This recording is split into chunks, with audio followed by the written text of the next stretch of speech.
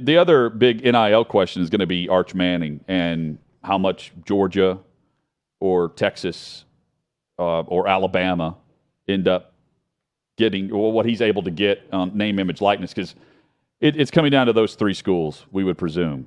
I think we all expect Georgia, and based on just reports from the last few weeks, I think the expectation is by the time the high school senior season rolls around, he's going to make an announcement so as not to be some massive distraction on when he's going to make up his mind and what this is all going to be like.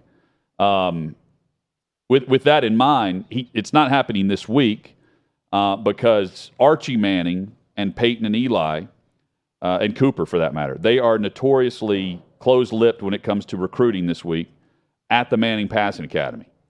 Very strict on it being about football and not anything else when it goes to if you're a senior or a rising high school player that is invited to that camp, or if you are one of the college players. Like, the colleges don't send two quarterbacks. If there's a quarterback controversy, they ask that they only send one if you're invited to be a camp counselor, because they don't want reporters there asking about anything other than football. And so that's why I say I would be stunned if something comes out with Arch Manning this week at the Manning Passing Academy, which starts tomorrow. But beyond that, I think we're close to knowing something one way or the other. I doubt it's over the July 4th weekend. To me, that's not the top time to announce it if you're trying to be the top headline of the week. And personally, like, that's how, if I'm the university, I want that exposure at max capacity in the offseason. And it would be a great boost to any SEC school going into SEC Media Days, knowing that Arch Manning just selected your school, and that's a great talking point. But I'm not expecting, Chad, for it to happen over the next couple of days. I do think we're close to learning something, though. Well, and they still can't even talk about it. Per NCAA rules, they can't speak about people who aren't on campus or aren't officially signed before at SEC Media Days. Guys, I don't know how he's going to do it, because I don't know if he wants the attention. It's going to be the biggest recruiting story in years whenever the news gets out. No helicopter. But I've thought a lot about, is he going to have the traditional hat ceremony? Is he going to do it on one of his uncle's television shows? Or is it just going to get out there through a family, friend, and media?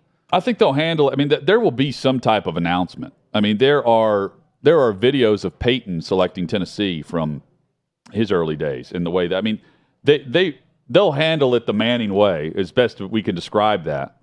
But it's not going to be you put on one hat and then you throw it to the side and grab the other, and then you've got some shirt on. I think there will be a much more professional tone to it. Cheese. Right?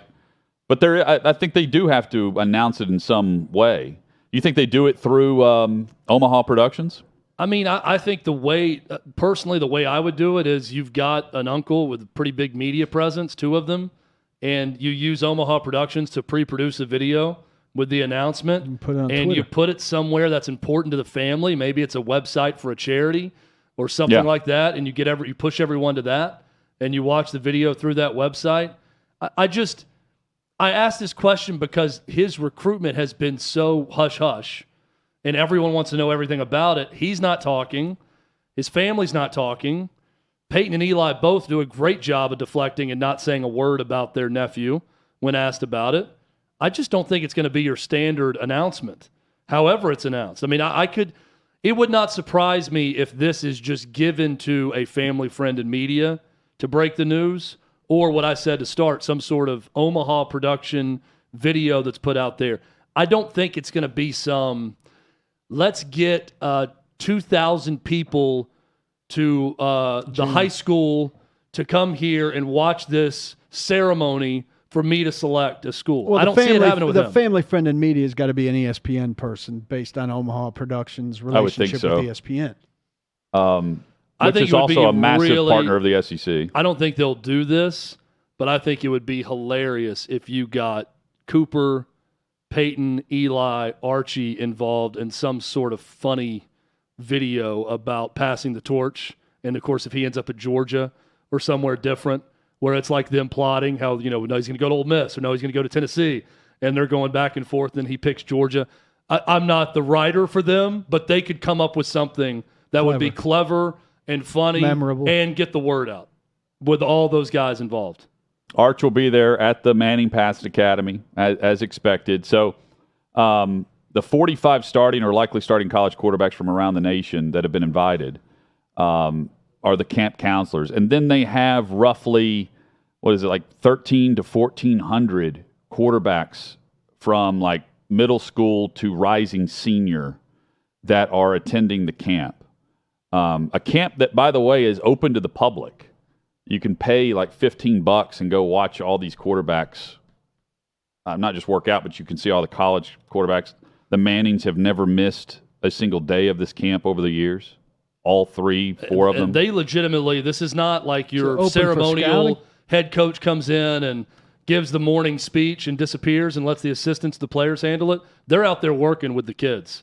You know, they get into competitions against each other. They are way into this. And the winner of the skills competition every year amongst the college quarterbacks is a pretty big honor. I mean, you go through the list of guys who've won it, and they'll surprise you some years with the star quarterbacks that are there. I know Hendon Hooker from Tennessee is going to be one of the camp counselors this year. Yep, he's there. Most Tennessee quarterbacks will get the invite through Peyton, but it's a very cool event. In fact, open to be scouted? I mean, there's nothing that would prevent a scout from purchasing a ticket. I don't think you get access to these guys easily because Archie has said publicly that this is not going to be about name, image, likeness. That I wouldn't be as worried about scouting as much as I think they're concerned about agents coming to get, especially with the college guys. Because you've got, everyone from like East Carolina's quarterback to Will Levis at Kentucky. Chad, you mentioned Hendon Hooker. Max Johnson from Texas A&M is there this week. And they don't hesitate to kick you out if you break some type of Manning Passing Academy protocol.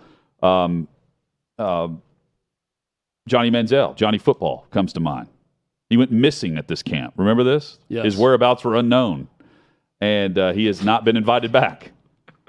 Yeah, he's like the one. AWOL. He's the one guy I remember reports on that didn't show up on time for drills, for coaching kids, and someone with the Mannings let him have it. I remember there was quotes like, "Man, these kids that come to this camp worship the college players that are their coaches. Like, we're not going to have that. If you're here, you're there to work. You know, you can do whatever after it's over, but you show up on time to the drills and you coach your team of little kids that are trying to play quarterback." They weren't having Johnny Manziel showing up late. Glenn Guilbeau's got a good column up about the details and the history of the Manning Passing Academy. And he points out, like, there's even how serious they take it. Peyton was conducting some type of press conference. This was in the last 10 to 15 years, and paused the press conference to tell some kid to shut up because he was talking while the press conference was going on. So it's one of the few, I love that. What happens at the Passing Academy tends to stay at the Passing Academy, right? Reminds me of Coach O. Remember him holding the press conference in the indoor facility and stopping and turning around to bark at his team to shut up? He had to do it twice. Twice or 3 times. First year, Guilbeau points out, 1996, 180 campers. It is now up to over 1,300. And this all takes place at Nichols State in Thibodeau. What a great tradition.